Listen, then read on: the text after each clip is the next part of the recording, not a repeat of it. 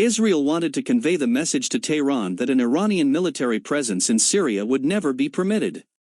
Perhaps more remarkable than the meeting itself was the extensive pressure exerted by the Russians to force Damascus to participate, including temporarily suspending fuel supplies. A remarkable meeting occurred in January between Syrian and Israeli officials at the Russian base near Latakia in western Syria. It appears to have been precipitated by Israeli concerns about the increasing sophistication of high-precision Iranian missiles and drones in Tehran's satellite states.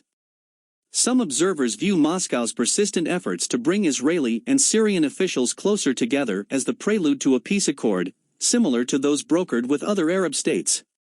If Russia did facilitate such a deal, the essential elements are obvious: return of the Golan, in exchange for wholesale Iranian exclusion from Syrian territory, a major concession to swallow for both sides, but offering huge strategic gains. If Putin decides to put his boot on Assad's neck, this is probably an offer that the gravely weakened Syrian dictator couldn't refuse, particularly as it was Russia's 2015 intervention that fundamentally shifted the course of the Syrian conflict. It's no secret that many Assad regime officials are fed up with the contempt they experience from Islamic Revolutionary Guard Corps personnel who behave as if Damascus belongs to them. Similarly for Russia, Iran has gone from being a necessary ally to a liability. Russia's massive military investments in Syria will never be secure as long as Iran's radicalized militias provoke regional conflict.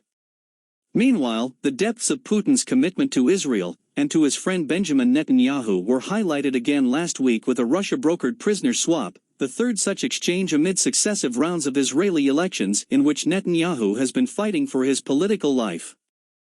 Russia has conspicuously left Syrian airspace wide open for Israel to strike Iran-associated targets on a daily basis.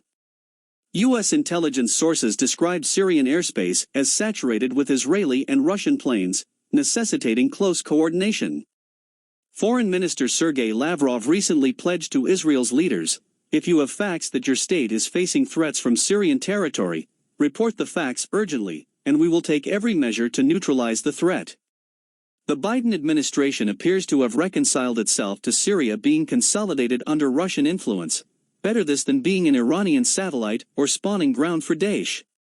Trump's Syria envoy, James Jeffrey, warns, Russia is trying its very best to present an alternative security architecture for the region.